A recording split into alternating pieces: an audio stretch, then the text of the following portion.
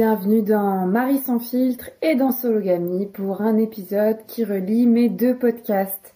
Je suis Marie Albert, j'ai 27 ans et j'habite nulle part. Je me définis comme une femme, cisgenre, pansexuelle, blanche, jeune, mince, athée, valide, célibataire et bourgeoise. Aujourd'hui, cet épisode va évoquer la santé mentale et les pensées suicidaires, donc si c'est trop difficile de l'écouter, prenez soin de vous et ne l'écoutez pas. J'ai fait donc un épisode crossover entre mes deux podcasts. Marie sans filtre, c'est mon podcast dans lequel je raconte mes histoires intimes, féministes et politiques. Et Sologamie, c'est mon podcast dédié aux célibataires qui n'ont besoin de personne. Je trouvais important de diffuser mon épisode dédié à la dépendance affective dans ces deux podcasts. Donc pour la version Marie sans filtre, ça s'appelle Survivor Tour 2. Je survis à la dépendance affective. Et pour la version Sologamie, ça s'appelle Célibat et dépendance affective. La dépendance affective, c'est quoi? C'est ce que j'ai expérimenté depuis le début du mois de juillet. Donc là, on est fin août. Je me trouve actuellement à Clohars-Carnoët, je ne sais pas comment ça se prononce, dans Finistère Sud, à la limite avec le Morbihan, l'Orient, tout ça. Je suis sur mon Survivor Tour, donc mon tour de France à pied contre les violences sexistes et sexuelles pour la 2e année consécutive. J'en suis à plus de 2200, presque 2300 km parcourus depuis Dunkerque. Et là, ça fait 2 mois que je marche puisque j'ai repris le Survivor Tour à Lannion, comme vous le savez sans doute, en juin. Et tout le mois de juin, j'étais fatiguée puisque j'ai eu la bonne idée de partir marcher en étant fatiguée. Donc je me suis sentie seule car quand je suis fatiguée, je me sens seule. Et début juillet, j'ai recommencé à coucher avec des hommes cisgenres. Donc cisgenre, ça veut dire qu'ils s'identifient au genre qui leur a été attribué à la naissance. Et j'ai recommencé à coucher avec des hommes cisgenres début juillet sur mon Survivor Tour alors que ça faisait plus d'1 an que j'étais abstinente. Je suis dépendante affective. La dépendance affective, c'est un sujet hyper important. J'en ai déjà parlé dans l'épisode 5 de Marie sans filtre qui s'appelle Pourquoi je tombe amoureuse des connards. C'est un très bon titre. Et la dépendance affective, c'est quoi? C'est une drogue, c'est le fait de tomber amoureuse, comme on dit familièrement, du premier venu ou de la première venue, de s'attacher irrémédiablement à cette personne alors que je ne la connais pas, de faire des crises d'angoisse lorsque cette personne ne répond pas immédiatement à mes attentes, de m'emballer et de perdre tout contact avec la réalité, de perdre contact avec moi-même. Et c'est très très dangereux.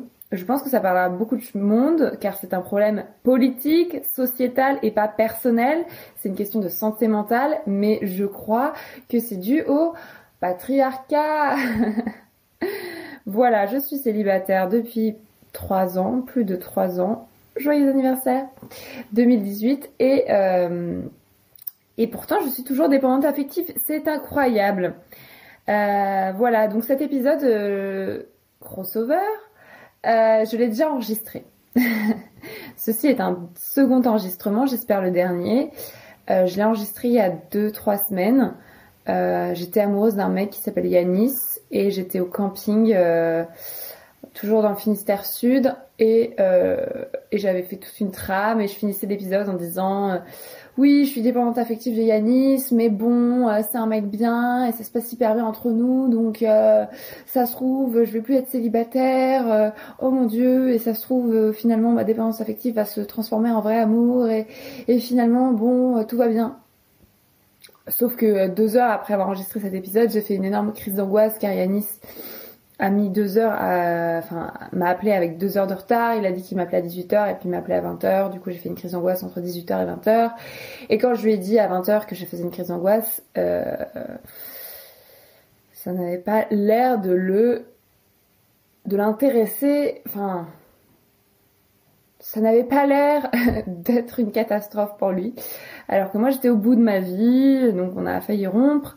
Et puis finalement, je suis partie en vacances avec lui. Bref. Je raconterai ça tout à l'heure. De toute façon, l'histoire avec Yanis fera l'objet de 2 épisodes. Donc cet épisode, je survis à la dépendance affective de Marie sans filtre. Et l'épisode prochain, que je diffuse le même jour, qui s'appelle Je survis au harcèlement, car bien sûr mon histoire avec Yanis s'est transformée en histoire de harcèlement, sinon ce n'était pas drôle, c'est après tout le Survivor Tour, on est là pour survivre aux violences sexistes et sexuelles, Marie. Mais dans cet épisode, je vais raconter 2 histoires, pas que Yanis, je vais raconter aussi l'histoire de Sam. Je vous promets que ça ne va pas durer 1000 ans.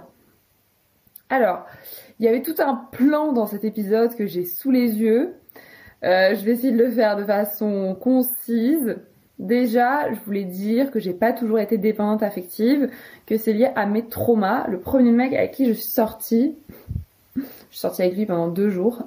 J'avais 15 ans, je suis tombée folle amoureuse de lui, on était à distance, on s'écrivait des textos jour et jour. Et un jour, j'ai fini par me bouger le cul pour aller le voir et on s'est embrassés. Et 2 jours après, il m'a largué en me disant qu'il avait embrassé une autre meuf. J'étais en mode, aucun rapport. Pourquoi tu me largues alors qu'on s'aime d'amour? Donc j'étais traumatisée, surtout qu'après le mec est revenu pour me récupérer 1 mois après. Et j'ai résisté, mais je suis retombée dans le panneau et il m'a relarguée comme une merde 3 semaines après. Et à partir du moment où il m'a larguée, je me suis promis de plus jamais me faire larguer, ce que j'ai plus ou moins réussi à faire, parce que c'est moi qui ai décidé de larguer tous les mecs avec qui je suis sortie après. Mais voilà, j'étais traumatisée par le fait, en fait, que je comprenais pas que quelqu'un me dise qu'il m'aimait d'amour, on était fous l'un de l'autre, et qu'il me largue sans aucune raison au bout de 2 jours, puis au bout de 3 semaines. Et moi, ce qui me saoule dans l'approche psychologisante de la dépendance affective, c'est de toujours chercher des racines dans l'enfance de la personne, en mode « Marie, tu es dépendante affective parce que tes parents ne t'ont pas sécurisée émotionnellement ». Et je suis en mode « Oui, d'accord, il y a des problèmes dans mes relations avec mes parents, mais mes parents m'ont toujours aimée, j'ai jamais douté de leur amour, je sais qu'ils seront toujours là pour moi. » Et non, je trouve pas que ça explique ma dépendance affective, alors que franchement, mes relations avec les mecs et les traumas que ça a engendré peuvent beaucoup plus expliquer ma dépendance affective, et surtout la culture dans son ensemble, c'est-à-dire le fait que toute la société nous enjoint à tomber amoureuses, nous les meufs cisgenres, et tomber amoureuse uniquement des hommes cisgenres, quoi. Donc ça va être les films, les livres, toutes les musiques du monde, ouais, absolument toute la culture, la pop culture, la culture même bourgeoise, absolument tout. Il faut être à fond, il faut avoir le coup de foudre, il faut tomber amoureuse. Et ce que j'explique dans l'épisode 5 de Marie sans filtre, je le rappelle, qui s'appelle « Pourquoi je tombe amoureuse des connards », que vous devez absolument écouter si ce n'est pas déjà fait, car c'est un bijou, c'est que pour moi, tomber amoureuse, c'est tomber dépendante affective. Je ne peux pas, je vais parler au jeu, je ne peux pas être amoureuse, enfin, je ne peux pas aimer plutôt quelqu'un que je connais depuis 2 heures. Je ne peux pas aimer quelqu'un que je connais depuis 2 jours. Je peux lui donner de l'amour, mais je ne l'aime pas profondément pour ce qu'il est ou elle est. Donc, dire je suis tombée amoureuse, au sens des papillons dans le ventre, je pense tout le temps à cette personne, j'ai envie d'être tout le temps avec elle, c'est juste être dépendante affective. Et je pense que cela concerne beaucoup de gens, sauf malheureusement les personnes dont nous parlerons tout à l'heure, qui sont bloquées émotionnellement, qui ne ressentent rien. Et finalement, Yanis me disait l'autre jour, « Oh, c'est horrible les émotions, je souffre ». Et j'étais en mode, bienvenue au club. Et des personnes comme ça arrivent à se couper de leurs émotions pendant un temps plus ou moins long, mais moi je ressens toujours 1 milliard d'émotions et je préfère en ressentir que ne rien ressentir du tout. Donc, mes traumas ont engendré ma dépendance affective, surtout que là je vous ai parlé du premier mec de quand j'avais 15 ans, mais depuis 3 ans que je suis célibataire, et même un peu avant, depuis on va dire 4-5 ans, depuis que j'ai 24-25 ans, en fait, je me rends compte que les mecs avec qui je relationne, déjà, ça marche jamais. Je suis tout le temps dépendante affective. Plus je suis dépendante affective, plus il fuit. Plus il fuit, plus je suis dépendante affective. Enfin, ça ne marche jamais. Et du coup, ça fait des traumas sur traumas. Ils me traitent hyper mal. Ils me font croire des trucs, puis après, ils me jettent comme une grosse merde. Du coup, ça fait des traumas en plus. Du coup, je peux pas me sortir de ma dépendance affective tant que je tant que j'ai des relations de merde qui se finissent mal. Donc c'est infini, c'est un cercle vicieux. Voilà, maintenant je voulais en venir à l'aspect drogue dont j'ai déjà parlé. Pour moi, ça c'est ma drogue en fait. Je suis dépendante affective et c'est plus un truc de meuf cis, on va dire, mais je pense que les mecs aussi, les mecs cis peuvent être dépendants affectifs. Et la seule solution pour m'en sortir, c'est de l'abstinence. Donc il y avait un épisode que j'avais fait l'été dernier sur mon Survivor Tour qui s'appelle Je survis à l'abstinence. Et j'ai vraiment passé, tu peux l'écouter, et j'ai vraiment passé 1 an sans relationner avec les hommes cis. C'était incroyable. Donc c'est une drogue. Ok, on fait de l'abstinence, c'est cool. Problème, début juillet, j'ai couché avec le gardien de phare. Tu connais déjà cette histoire, c'était dans l'épisode précédent qui s'appelle Je survis au mauvais sexe, il faut absolument que tu l'écoutes. Cet épisode a eu un grand succès, j'étais hyper contente. Et j'ai encore reçu un message hier d'une personne qui me disait que ça l'avait beaucoup touché, l'épisode Je survis au mauvais sexe, et qu'elle s'était reconnue et que c'était important pour elle et qu'elle me remerciait. Et donc dans l'épisode Je survis au mauvais sexe, je racontais mon histoire avec Loïc, le mec qui travaille dans un phare et qui était un mec d'extrême droite avec qui j'ai couché parce qu'il m'avait pris en stop et proposé de m'héberger sur mon Survivor Tour. Et en fait, quand je suis arrivée chez lui, je me suis rendu compte que c'était un mec d'extrême droite, mais j'avais quand même envie de baiser. Du coup, on a baisé, c'était un peu de la merde. Donc j'ai raconté ça dans Je survis au mauvais sexe. Dieu merci, bien que je ne crois pas en Dieu, je ne suis pas tombée amoureuse, ou plutôt dépendante affective, de Loïc. Problème, quelques jours plus tard, je suis allée au festival de journalisme de Couture-sur-Garonne, peut-être vous le connaissez pas, c'est dans le Lot-et-Garonne. Donc j'ai coupé mon Survivor Tour pour aller en festival pour me reposer, n'est-ce pas. Mais bon, j'ai vu mes amis, j'ai fait la fête, c'était cool, et j'ai chopé 2 mecs, dont un mec qui s'appelle Sam. Et en fait, le mec est né en 2000, donc il a 21 ans, 6 ans de moins que moi. Lol. Je me suis dit, les mecs nés en 2000 ne sont pas encore matrixés, enfin façonnés par le patriarcat, n'est-ce pas? Et le sexe c'était super bien. On a baisé dans la douche, c'était super bien. Quand je suis revenue du festival, on n'arrêtait pas de s'envoyer des textos pendant toute une journée, genre comme si on avait 15 ans à nouveau. Et c'était trop bien, sauf que le surlendemain, il m'envoyait plus de textos. Du coup, j'ai fait une crise d'angoisse. J'ai pleuré. En plus, j'étais en descente du festival et j'étais chez Mélanie à Brest, une meuf que je connaissais pas. Donc, c'était absolument génial de pleurer devant quelqu'un qui ne vous connaît pas. Et du coup, j'ai dit à Sam que j'étais dépendante affective et que je pleurais et que ça n'allait pas parce que maintenant je communique, n'est-ce pas, sur ma dépendance affective avec les mecs avec lesquels je relationne. Et Sam ne voulait pas se prendre en charge sa dépendance affective, ça ne l'intéressait pas. Donc il m'a dit bonne chance, j'espère que tu trouveras quelqu'un qui saura satisfaire tes besoins, blablabla. Donc il m'a lâché comme une grosse merde. Mais en même temps, je me sentais soulagée parce qu'il ne m'intéressait pas du tout. Je voulais juste de l'amour et à partir du moment où il m'en donnait plus, autant couper contact. Sauf qu'il a continué à m'envoyer vite fait des messages et il voulait venir marcher avec moi et je lui ai dit mec, vaut mieux pas m'envoyer de messages tout court parce que du coup moi je me re-emballe à chaque fois. Du coup, on a coupé contact et ça c'était le vendredi mi-juillet, où j'ai décidé de partir en digital détox. Qu'est-ce que c'est qu'une digital détox? J'ai décidé de de continuer mon Survivor Tour sans les réseaux sociaux pendant 2 semaines, de couper Instagram, etc. pour me concentrer sur moi et me sentir moins seule. C'était la digital détox la plus échec de ma vie. Genre, en fait, j'ai passé 2 semaines à penser à un autre mec, parce que ça c'était le vendredi, et à partir du lundi, j'ai rencontré Yanis.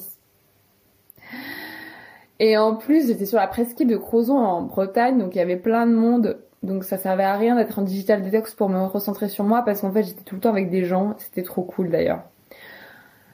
Ce que je voulais dire par rapport à Sam, c'est que cette drogue, quand la personne m'en prive pendant ne serait-ce que 2 heures, je fais une descente, je suis en manque, j'ai envie de pleurer, j'ai des pensées suicidaires. Et c'est très dur. La 3e chose que je voulais dire, c'est que du coup, dans cette situation, je veux me sevrer. C'est pour ça que je lui dis de ne plus m'écrire. Et je repasse à l'abstinence. Le problème de l'abstinence, c'est que ça ne dure pas 1000 ans. Genre j'ai tenu 1 an, mais c'est mon maximum. Donc je me disais, peut-être que je pourrais avoir une sexualité en conscience, je ne sais pas ce que ça veut dire. Essayer de gagner des victoires sur la dépendance affective, essayer de la soigner, c'est ce que tout le monde me dit de faire. Donc ça peut passer par ne plus considérer les hommes comme des proies, ne plus chercher le sexe à tout prix, les relations à tout prix,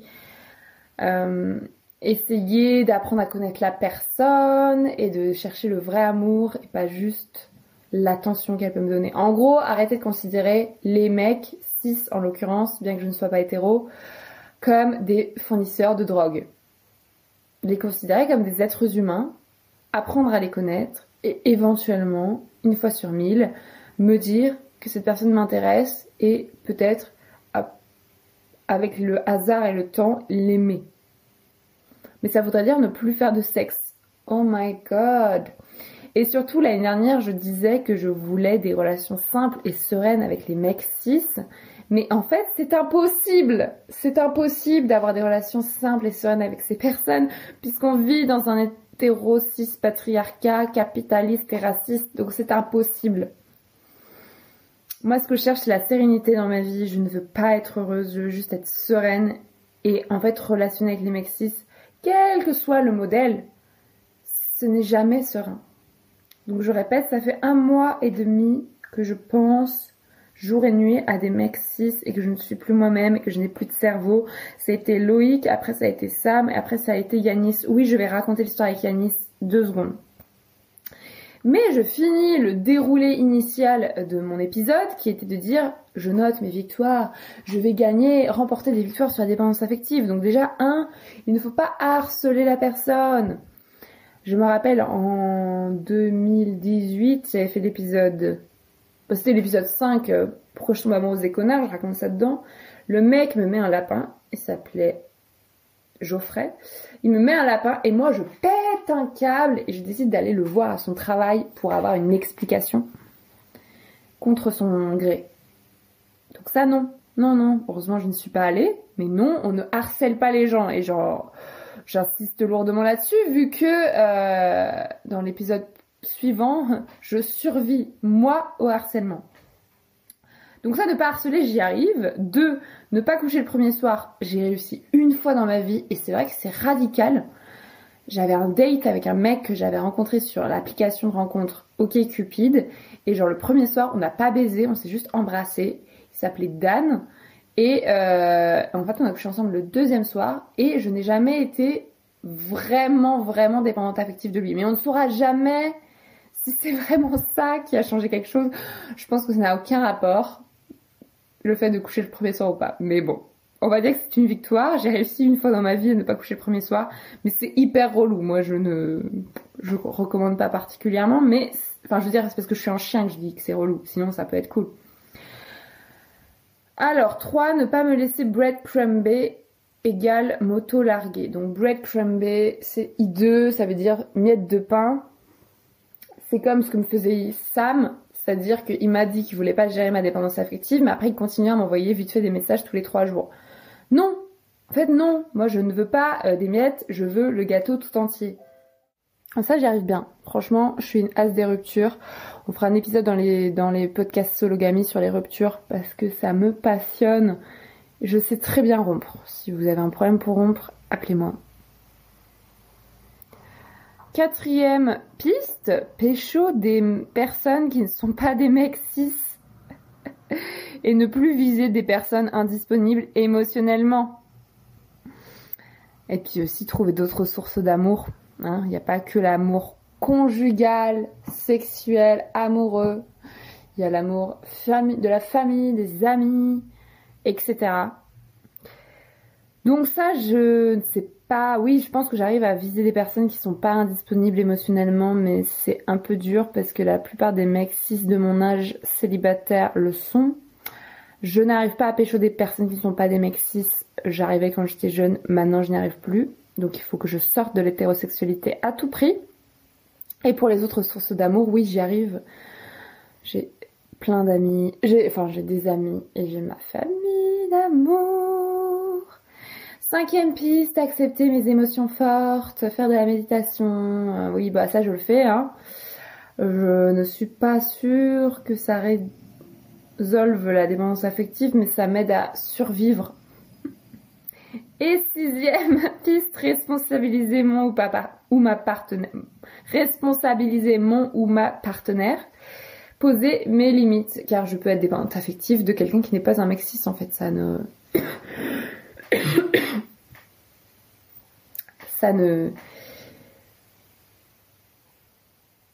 dépend pas que du genre de la personne. Alors, poser mes limites. Lol. On va voir avec l'exemple de Yanis que c'est ce que j'ai essayé de faire. Que, en fait, ça ne marche pas toujours. C'est pas. Et donc, je finissais cet épisode que j'avais enregistré, dont j'avais enregistré une première version il y a 2-3 semaines en disant que c'était un privilège de n'avoir que ma dépendance affective comme problème. Effectivement, pendant mon Survivor Tour, à ce moment-là, mon problème c'était la dépendance affective. Je pense que la plupart des gens ont des problèmes autres dans leur vie, par exemple des problèmes matériels ou de santé. Mais bon, c'est pas pour minimiser la dépendance affective, car ce que je vais raconter avec Yanis te prouvera, si tu ne le sais pas déjà, mais j'en doute, que ça peut mener à des états très graves au niveau santé mentale. Voilà, on arrive à la partie de l'épisode où on va enfin raconter l'histoire avec Yanis, où tout le monde veut savoir ce qui s'est passé. Ah oui, j'avais oublié de dire aussi que moi, je tombe amoureuse de A, B ou C. J'ai raconté ça dans l'épisode 5, pourquoi je tombe amoureuse des connards. C'est qu'en fait, moi, dans ce schéma de dépendance affective, je tombe amoureuse de quelqu'un, mais je m'intéresse pas du tout à la personne, je veux juste qu'elle me donne cette drogue d'amour, de tendresse et d'attention, et donc j'appelais ces personnes, ces mecs, A, B, C, D, E, F. Et donc, à ce moment-là, je suis tombée sur Sam, à ce moment-là, je suis tombée sur Yanis. Sam ne m'intéressait ni physiquement, ni mentalement. Yanis m'intéressait peut-être à la limite physiquement, mais pas du tout mentalement. Et pourtant, j'ai passé 3 semaines à relationner avec cet homme. Oh my god! Donc, on en était au vendredi où j'ai dit à Sam d'arrêter de m'écrire, où je me suis auto-larguée, où j'ai posé mes limites. Où j'ai commencé ma digital detox. J'arrive sur la presqu'île de Crozon. Le lundi 19 juillet, donc 3 jours après, je suis à Camaret-sur-Mer, je vais marcher encore quelques heures pour aller me poser près de la plage de Vérac, je crois qu'elle s'appelle comme ça. Donc je vais en direction de la pointe de Pénir. Si vous avez déjà marché sur la presqu'île de Crozon qui se situe au bout du Finistère, en dessous de Brest, vous savez ce que c'est que la pointe de Pénir. Sinon, pas grave, je dis quand même la pointe de Pénir. Et là, il y a un mémorial, je ne sais pas, un mémorial de quoi, des hommes qui sont morts dans je ne sais quelle guerre, en mer, bref. J'arrive au mémorial et je vois un mec beau gosse avec un sac à dos assis à côté du mémorial, en bas du mémorial, et il me regarde pas du tout. Il parle à quelqu'un et je me dis, ce mec est beau gosse, j'ai envie qu'il me regarde, car j'ai envie d'être validée par les hommes et j'ai envie d'être aimée. N'oublions jamais ça. Donc je fais mon intéressante, je me prends en photo. D'ailleurs ces photos sont horribles parce que je fais des selfies, mais je sais qu'à un moment il a commencé à me regarder, donc je faisais une tête bizarre sur les selfies comme si j'étais constipée. Et donc j'ai réussi à capter son attention, et à partir de ce moment-là, son attention n'a plus faibli. Et à un moment donné, je me dis, qu'est-ce que je fais, Marie? Alors là, j'ai 2 options. Je peux soit continuer à marcher, aller à ma plage, me baigner, parce que j'avais super chaud, il faisait 30 degrés, et planter ma tente à côté, etc., faire ma vie. Soit je peux aller voir ce mec et le début des problèmes, tu vois. J'étais très lucide. Mais à cette époque-là, j'en étais à Loïc, Sam, mais j'en avais pas assez, tu vois, de souffrance. Donc je suis allée voir Yanis. Enfin, je savais pas qu'il s'appelait Yanis, je me suis assise à côté de lui. Putain, mais cette histoire va durer 1000 ans, faut pas que ça dure 1000 ans. Bref, on a commencé à parler, le mec était insupportable, il ne parlait que de lui, il ne s'intéressait pas à moi, il me mansplainait, il jetait son mégot par terre, voilà. Donc, moi, qu'est-ce que j'ai fait? Bien sûr, ce que j'ai fait, c'est que je suis restée avec lui. Et qu'après, on est allé marcher. Et en fait, c'était un randonneur comme moi. Et j'aime bien parler aux randonneurs parce que je suis sociable. Il allait en sens inverse, mais bizarrement, ce jour-là, il n'avait pas bien vu l'endroit en direction duquel j'allais. Donc, il m'a dit, tiens, je vais faire quelques centaines de mètres avec toi. Et donc, on a marché quelques centaines de mètres. Il m'a prise en photo. Et on est arrivé à cette fameuse plage avec un bar en face qui s'appelle Chez Germaine. C'est une institution.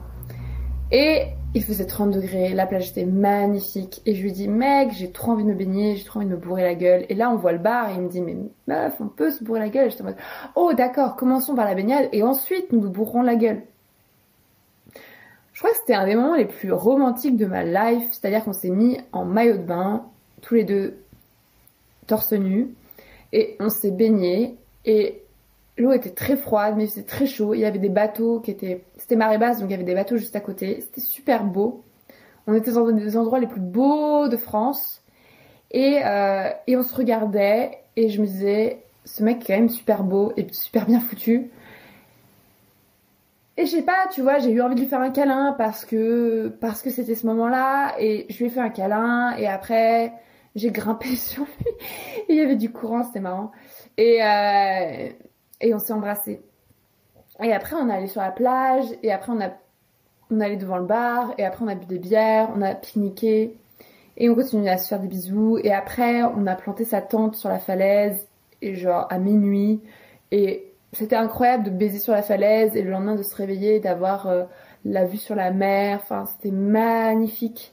Donc, j'ai dormi genre 2 heures. J'étais éclatée. Et le soir même, il m'a fait un cuni qui était pas ouf. Mais ma foi, c'est moi qui ai joui et pas lui. On n'a pas fait de pénétration. Le matin, je l'ai sucé 2 fois. Il a joui 2 fois, moi 0.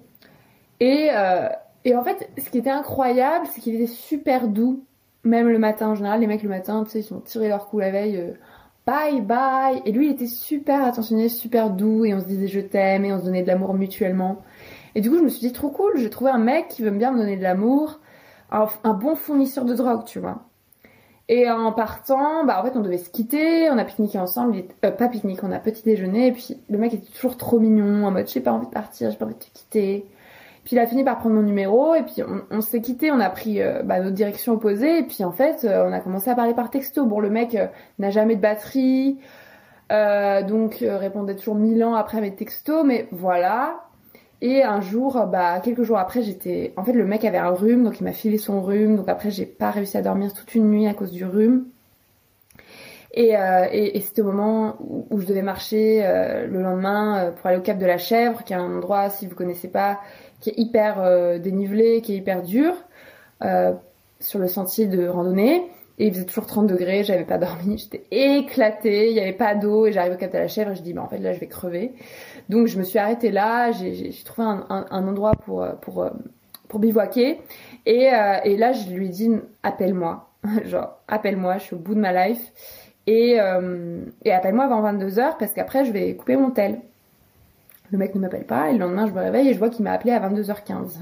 C'est un détail très important pour comprendre ce qui se passe après.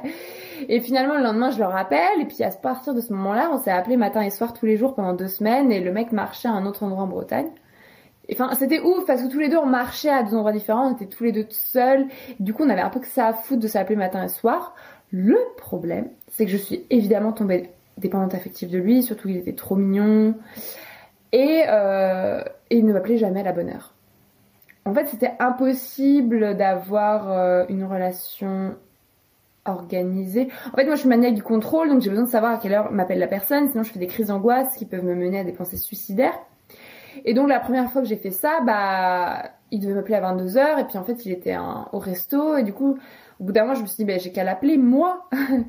Et donc ça marchait plutôt bien, et puis je lui ai expliqué que moi, j'étais dépendante affective, que je faisais des crises d'angoisse, donc on a décidé de plus se fixer d'heures.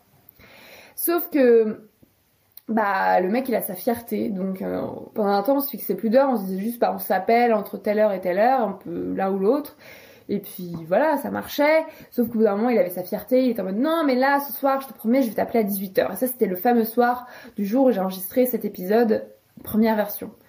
Et donc il dit qu'il m'appelle à 18h avec son sa fierté, puis à 18h15, 18h20, il m'a toujours pas appelé, donc moi je l'appelle, et là je tombe sur son répondeur.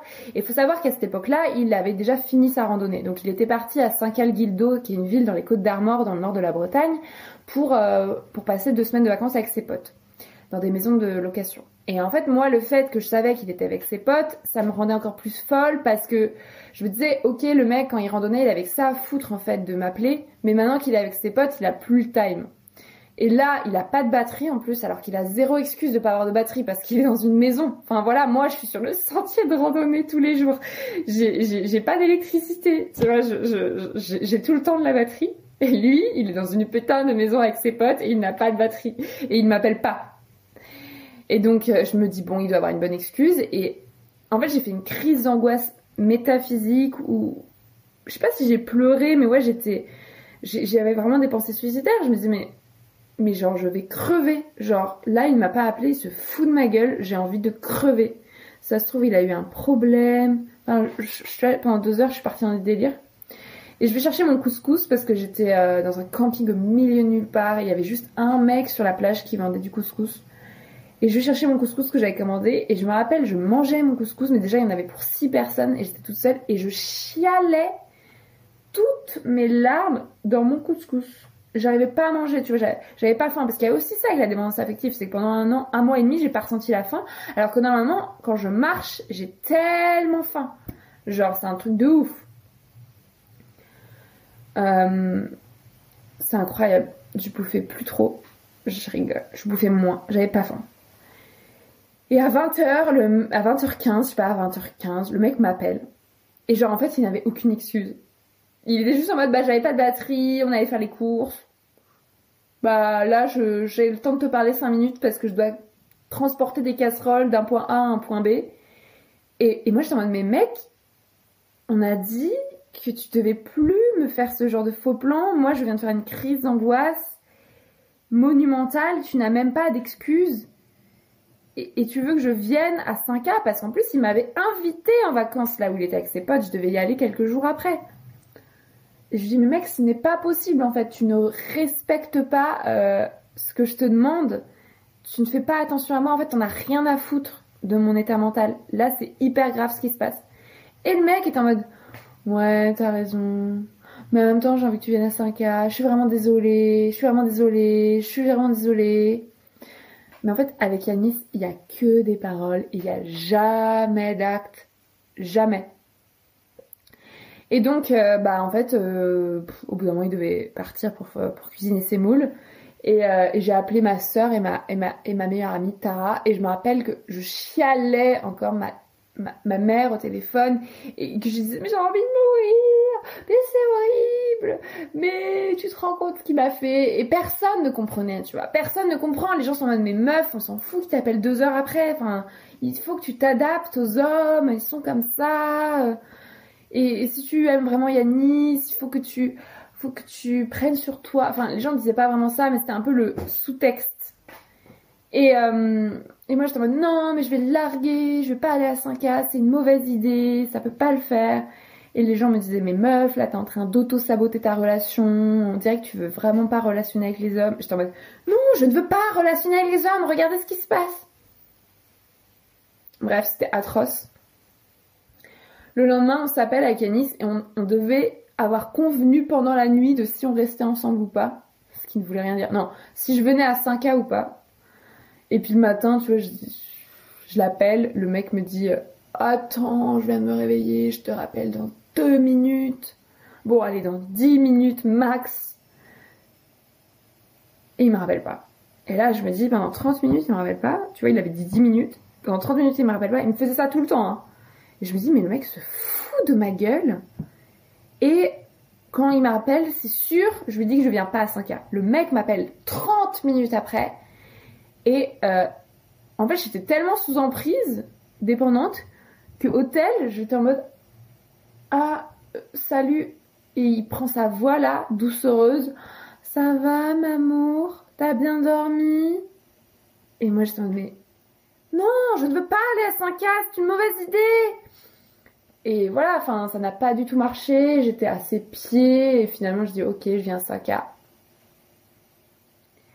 Et après, il y a Pauline, une meuf que je connais pas, qui me suit sur Instagram, qui est venue marcher avec moi pendant 2 jours. Et pendant 2 jours, je lui ne parlais que de Yanis. La meuf, elle vient marcher avec Marie-Albert, la féministe, sur son Survivor Tour. Et je lui parle pendant 2 jours que de Yanis. T'imagines l'enfer. Après, elle était aussi dépendante affective, donc on a pu partager nos points de vue. Et elle était contente d'être là, apparemment. Et puis elle est coach, du coup, elle aime bien écouter les gens. Mais enfin, c'était horrible. Et puis j'étais persuadée, le dernier jour, que le mec allait me faire un faux plan. C'est-à-dire que moi, j'allais prendre le train pour 5K et qu'il allait jamais me donner l'adresse de là où il était. Et que j'allais jamais retrouver. Enfin, en gros, il voulait pas que je vienne à 5K, que c'était juste un faux plan. Et puis, à la fin, le mec me donne l'adresse. Et je me dis, quand même, j'ai un peu peur qu'il s'occupe que de ses potes. Parce que ça m'est déjà arrivé d'être avec des mecs, et quand ils sont avec leurs potes, je suis un pot de fleurs, genre je disparais de son existence. Et Yanis me dit, mais non, je vais pas faire ça, mais en même temps c'est vrai, il faut que je vois mes potes. Et Yanis, en fait, a le FOMO, Fear of Missing Out. Donc le FOMO, il a peur de tout rater, il a peur de rater quelque chose. Donc il veut toujours être partout, il veut toujours tout faire, il veut toujours voir tout le monde. Donc il me dit, oui, il faut que je vois mes potes, tu comprends, mes potes, et il faut que je vois mes potes. Et j'étais en mode, mais en fait, je vais venir et le mec va passer tout son temps avec ses potes. Et toutes mes amies me disaient, mais non, va à 5K, tu vas bien voir, mais non, il ne fera pas ça. Et je me disais, oui, c'est vrai qu'il est super attentionné, il va me faire plein de bisous, ne nous inquiétons pas. Et puis en soi, moi je vais à 5K, je vais pouvoir faire la fête, dormir, me faire des potes, enfin j'y vais pas que pour être avec Yanis 24 heures sur 24, quoi. Donc, je vais à 5K, c'est bientôt fini, hein, je te promets. Je vais à 5K et en plus j'en étais à ce point de dépendance affective que je commençais à écouter le podcast Change ma vie de Clotilde Dussolier sur le développement personnel. Et genre le développement personnel, c'est quand même le truc que je déteste le plus au monde, car c'est génial le développement personnel, mais tu vois, c'est quand même là je l'ai vraiment utilisé en mode ok, je suis dans une relation de merde, toxique, dépendance affective, mais en fait, moi qui suis responsable de mes émotions, il faut que j'accepte que lui, il est comme ça et qu'il changera pas pour moi. Il faut que je prenne en charge mes propres émotions. Il faut que j'arrête d'exiger des trucs. Enfin, en gros, il faut que je prenne le bon et pas le mauvais. Enfin, tu sais, tout le développement personnel. Et du coup, j'étais dans le train pour aller à 5K et je me disais, et j'écoutais des épisodes de Change ma vie, de développement personnel. Je me disais, ah ouais, c'est trop vrai, oui, mais mon Dieu, mais vraiment, oui, c'est pas parce qu'il répond pas à mon texto dans les 3 heures qu'il m'aime pas. Mais mes émotions, j'en suis complètement responsable. Il faut que je prenne en charge mes propres émotions. Ah, tiens, il y a cette technique pour gérer mes crises d'angoisse. Et tu vois, et en fait, moi, ce que je reproche vraiment au développement personnel, c'est qu'en fait, ça oublie toute la dimension politique et systémique, en l'occurrence du patriarcat. C'est-à-dire qu'en fait, bien sûr, on peut accepter que les hommes répondent pas à nos demandes, répondent pas à nos SMS, soient pas disponibles et pas de batterie sur leur téléphone. Mais en fait, pourquoi c'est à moi de m'adapter à lui? Lui, jamais il va écouter des épisodes de développement personnel, jamais il va faire des crises d'angoisse, jamais il va se demander qu'est-ce que je pourrais changer pour lui. Enfin, lui, il est juste trop content. Sa vie, elle est trop bien. Il a une meuf, il a des potes, tout est trop bien. Et du coup, bah, c'est moi qui dois m'adapter à une relation qui me convient pas. Parce qu'en fait, moi, ça me convient pas d'avoir quelqu'un qui m'appelle pas aux bonnes heures. C'est juste, moi, c'est pas possible pour moi. Et j'ai pas envie de changer, en fait. Moi, j'ai des amis. Quand je leur dis on s'appelle à 20h, on s'appelle à 20h. Et s'il y a un problème, elles me le disent. Tu vas me dire, ah, finalement, je suis pas libre à 20h. Mais pourquoi je devrais m'adapter pour un mec cis? En plus, j'ai une amie comme ça, elle est pas fiable sur les horaires, mais c'est une amie. Je relationne pas avec elle tous les jours.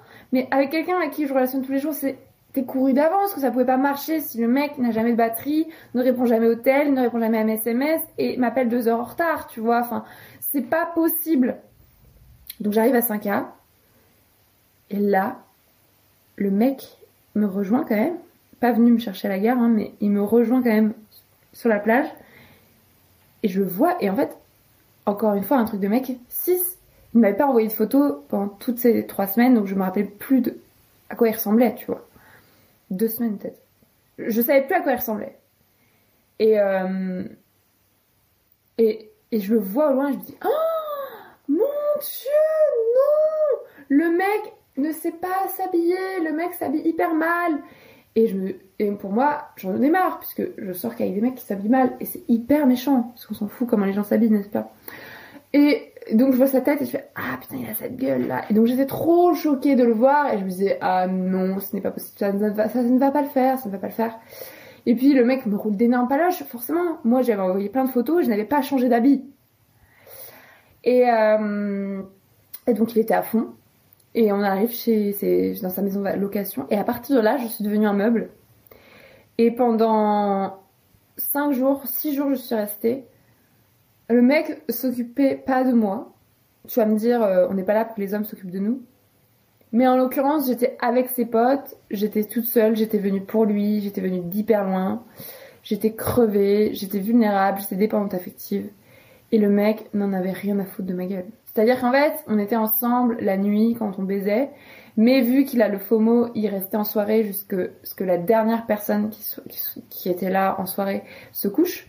Donc il se ramenait dans le lit à 5h du mat. Moi, je suis fait 2 premières soirées, après j'ai dormi, tu vois. Je pouvais pas me coucher à 5h du mat tous les jours, c'est pas possible. Et voilà, on était ensemble dans le lit de 5h à 10h du mat ou à midi. Le mec avait 1000 trucs à faire. Une nuit, il a même pas dormi. On baisait, voilà. Et le mec dormait 4 heures par nuit max. J'étais en mode, mais ça ne va pas aller. Et la journée, il faisait ses bails, moi je dormais. Et puis quand je voulais faire des trucs avec lui, bah en fait, lui, il pouvait pas. Genre, un jour, il allait à la pêche avec son pote. Je n'avais même pas le droit de venir. Et puis, en fait, j'ai cessé d'exister. C'est-à-dire, c'est moi qui passais mon temps à l'appeler pour savoir, et c'est quand que t'as fini ton activité? Yanis, tu viens quand me voir? Et Yanis, ceci, cela. Et tous ses potes, pareil, parce qu'en fait, il fait ça avec tout le monde. Il met des faux plans à tout le monde, il s'occupe de personne, il veut être à tout le monde et personne à la fois. Du coup, il passe des temps... il déçoit tout le monde et du coup, tout le monde est à ses pieds. C'est vraiment, fuis-moi, je te suis, l'exemple parfait. Et donc tout le monde me demandait en permanence, il est où Yanis, comme si j'étais sa secrétaire. Et en même temps, moi non plus, j'étais pas avec lui, tu vois. Et donc c'était horrible, je me sentais comme une merde. Je me sentais la pire merde au monde, j'avais l'impression de ne servir à rien. Je m'intéressais même pas à ses potes parce que comme j'étais en stress par rapport à lui, je pensais qu'à lui, je parlais que de lui. Ses potes pareil, donc en fait moi j'étais avec ses potes et de temps en temps j'étais avec Yanis. Et en gros quand on n'était pas ensemble ça allait encore parce que je pouvais faire mes trucs, genre mes machines à laver, la vaisselle, les courses, des trucs de meuf, tu vois. Mais quand on était en soirée ensemble, il était insupportable. Genre déjà il expliquait la vie à tout le monde, il est super arrogant, il a des avis sur tout. Voilà, il est contre les vaccins, contre le pass sanitaire, contre tout. Il parle hyper fort, il monopolise la parole, il écoute jamais les autres parler. Encore moins les femmes, il me calculait pas en fait en soirée. Il me calculait pas. Et si je l'embrassais ou j'avais un geste d'affection pour lui, il était en mode meuf, m'embrasse pas trop parce que ça va couper la conversation avec mes potes. Enfin tu vois, ça va plomber l'ambiance. Les gens vont avoir l'impression de tenir la chandelle. Et j'étais en mode mais pourquoi tu m'as invitée? Enfin.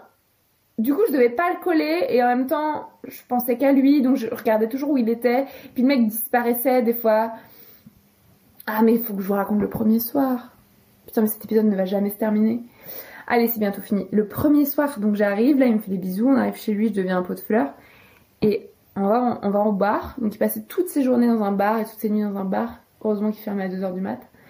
Et là, on apprend qu'il y a un voisin qui a pénétré dans leur maison de location et qu'il a été surpris par une meuf et un mec de notre groupe, tu vois, et que le voisin, donc il a pénétré dans la maison, il s'est caché sous un lit et il a attendu que les personnes reviennent dans la maison pour les surprendre. Enfin, c'était un truc de fou. Donc ça a énervé Yanis qui voulait aller voir le mec complètement bourré à 2h du mat pour l'engueuler. Donc on pouvait se supposer qu'ils allaient se battre. Et donc tout le monde était en train de calmer Yanis, y compris moi, ce que je déteste faire, genre tu vois, la pacificatrice de mon mec alors que je suis là depuis 2 heures. Donc c'était horrible, il était super méchant, il m'a dit non mais meuf reste ici au bar, on s'en occupe entre hommes, laisse-moi tranquille. Tu vois, il m'attège. Puis finalement on a réussi à le calmer. Puis après on est allé à la maison avec un de ses meilleurs potes, son coloc quoi. Et on est allé à la maison et on était tous les trois, et genre, Yanis a mis une demi-heure à s'aligner un rail de coke, et moi j'étais 2h du mat, et je lui disais, Yanis, je veux qu'on aille se coucher, parce qu'en fait, nous on dormait dans un appartement à côté, il fallait qu'il m'emmène à l'appartement, et il me disait, oui, on va y aller, et il a mis une demi-heure à s'aligner son rail de coke, et j'en pouvais plus, tu vois, je disais, mais qu'est-ce que tu fais? Il faut pas une demi-heure pour aligner un rail de coke, et je suis fatiguée, et ça faisait 1 heure qu'il me baladait comme ça, et au bout d'un moment, c'est son coloc qui lui a dit mais mec t'abuses, vas-y rentre avec Marie. Enfin en fait il ne voulait pas partir. Et bon, après les soirs suivants, il est jamais revenu avec moi, hein. Il s'est toujours couché 3 fois plus tard. Mais tu vois, c'était vraiment symbolique. Et donc, tout ça pour dire que le mardi soir, finalement, j'ai discuté avec ses potes, et même ses potes m'ont dit que... Son pote me dit, ah mais tu sais, Yanis c'est vraiment un bâtard, genre... il fait ça à tout le monde, des faux plans, tu vois, on peut pas compter sur lui. Il s'occupe pas des gens, tu vois, là, il s'occupe pas de toi. Et moi, je me dis, ah mais même si même son pote le dit, c'est que je ne suis pas seule dans ma tête, il y a vraiment un problème.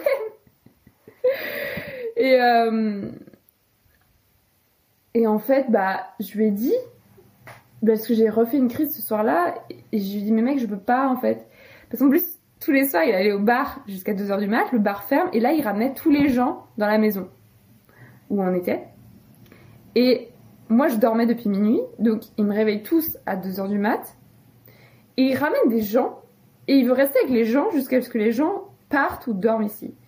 Mais c'était même pas ses potes. Un jour, il a ramené des gens qu'il avait rencontrés au bar, c'était tous des profs d'histoire, et il me dit, voici les profs d'histoire. Et le mec, il est resté avec les profs d'histoire jusqu'à 4h du mat, mais en fait, il les connaissait même pas. En fait, il préférait être avec ces gens-là qu'il connaît pas jusqu'à 4h du mat qu'être avec moi. Tu vois, c'est un truc de fou. Et donc, voilà, le mardi soir, j'ai pété un câble, je lui dis, mec, je me barre, j'en ai marre, enfin, c'est pas possible, tu me calcules pas, quoi. Et il m'a retenu parce que, voilà, il a toujours cette emprise sur moi, et lui aussi, il est dépendant affectif de moi, je pense, tu vois. Et j'ai réussi à partir que le mercredi à 15h. J'ai mis 1000 ans à partir, chaque fois il me retournait le cerveau, il me faisait des massages et tout. Et à la fin, il me fait un massage de ouf, et je dis, bon mec, ok, je reste. Et il me dit, oui, on va faire des trucs ensemble. Il m'avait dit, déjà on devait aller au resto tous les deux, on n'y est jamais été. Et après il me dit, oui, je vais t'emmener faire du paddle, on va faire du paddle tous les deux. Et genre je vais sur les chiottes, et il me dit, ouais, par contre il faut juste qu'on aille au bar là, au pub où il passe toutes ses journées, pour voir mes potes, parce que ça fait 2 heures qu'ils m'attendent, tu comprends, il faut qu'on aille les voir un peu et tout. Et moi je dis, Yanis, ok, on va au bar, mais on n'y va pas longtemps, on va faire du paddle. Et là il me regarde et il me dit, oh ça va, on dirait que ça te fait chier que je vois mes potes. Et là j'ai fait, ok, laisse tomber, écoute, je vais partir, de toute façon ça marchera pas. Et j'ai pas envie d'être cette meuf, tu sais, qui empêche son mec de voir ses potes. Enfin, en fait, j'ai pas envie d'être cette personne, c'est juste qu'il me traitait tellement mal que j'en étais réduite à lui dire que je voulais qu'on passe peu de temps au bar, parce que sinon il allait y passer 2 heures, je savais très bien, on n'allait jamais faire de paddle. Et du coup je suis partie, mais je suis partie en mode câlin, bisous, je t'aime. Et je lui dis, mec, tu ne m'écris pas, tu ne rentres plus jamais en contact avec moi, tu ne m'appelles pas. Et le mec me dit, oui, promis.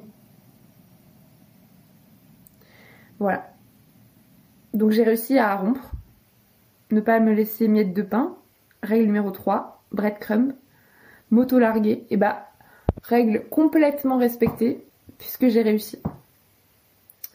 Et donc j'ai largué Yanis, et je suis partie de 5K. Et je repris ma route, et je me suis dit, waouh, je récupère mon cerveau. C'est incroyable. Et surtout, ce que je me suis dit, et qu'à la conclusion de cet épisode qui dure 1000 ans, c'est le dernier mec cis de ma life. C'est fini. C'est fini. Je ne suis plus hétéro. Je n'ai jamais été, mais c'est terminé. Plus jamais je ne couche, je ne touche, je ne relationne avec un mec cis. C'est terminé. Et c'est dommage que ce soit terminé comme ça. Mais je le savais dès le moment où je l'ai rencontré, je me suis dit que c'était le dernier. Parce que j'ai trop souffert, j'en ai marre. Et malheureusement, ça s'est pas fini comme ça. Tu verras dans l'épisode suivant qui s'appelle Je survis au harcèlement, qu'est-ce qui s'est passé avec Yanis après, parce que ce n'est pas terminé. Mais voilà, ce que je voulais dire pour finir l'épisode, et qui n'était pas du tout la conclusion de l'épisode dans sa version numéro 1, c'est que c'est terminé les mecs cis. Mais c'est terminé, mais ne m'envoyez même pas de messages. C'est terminé. Et je dis pas que évidemment, je peux être dépendante affective de quelqu'un d'autre. Mais vraiment, être dépendante affective de mecs qui n'en ont rien à foutre de ma santé mentale, c'est pas possible. Et le rapport avec le célibat, pour Sologamy, c'est que je suis célibataire, que j'ai eu très peur de ne plus l'être pendant 3 semaines, et que Dieu merci, je suis restée dans le droit chemin. Et que de toute façon, Sologamy est un podcast dédié au célibat, Mais j'imagine bien que je serai pas célibataire toute ma life et pourtant je serai sologame toute ma life. C'est un état d'esprit plus qu'une situation réelle. Donc je vais inviter aussi dans la saison prochaine de Sologamie des personnes qui sont pas forcément célibataires, mais pour parler de sujets en rapport avec le célibat en fait. Puis de toute façon on a tous été célibataires au moins à un moment dans notre vie, ne serait-ce que quand on était enfant. Mais voilà, la dépendance affective c'est un énorme chantier, je n'ai pas du tout résolu le problème dans cet épisode, je n'ai pas donné des pistes qui vont tout révolutionner, on ne peut pas se soigner parce que de toute façon c'est un problème sociétal, politique, nous ne sommes pas responsables de cette horreur. Et je finirai en disant que Yanis aussi est dépendant affectif, malheureusement pour lui. Mais lui par contre c'est assez muet en harcèlement caractérisé et je viens de porter plainte. Mais voilà, tu écouteras ça dans l'épisode suivant qui s'appelle donc de Marie sans filtre, qui s'appelle Survivor Tour 2. Je survis au harcèlement, qui est publié le même jour que cet épisode sur la dépendance affective. Et voilà, je suis triste, je suis en colère, mais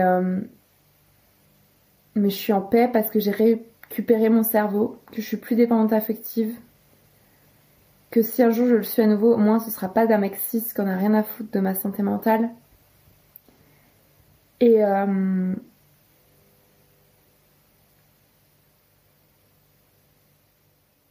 voilà, bon courage. Peut-être que ça parlera aux personnes qui écoutent cet épisode, ce sujet. Voilà, je sais pas comment finir. Si tu veux soutenir le podcast, mes podcasts, le Survivor Tour, donc ce Tour de France à pied contre les violences sexistes, tu peux contribuer à ma cagnotte Tipeee dont je mets le lien dans la description de cet épisode. Et tu peux partager cet épisode avec les personnes à qui tu penses que ça ferait du bien ou du mal de l'écouter. Et tu peux m'écrire pour me dire ce que t'en as pensé. Mon pseudo c'est toujours MarieAlbertFR sur tous mes réseaux sociaux. Et je te souhaite bien du courage, une belle fin d'été. Et viens marcher avec moi sur le Survivor Tour. Parce qu'avec Pauline, c'était trop cool. Voilà pour Marie sans filtre. Je disais donc, écoute l'épisode suivant qui s'appelle Je survis au harcèlement. Et puis pour Sologamie, on se retrouve en novembre pour la saison 2. Ça va être incroyable. Et vive le célibat, vive les révolutions féministes et que meure le patriarcat. Just like the water falling from the sky,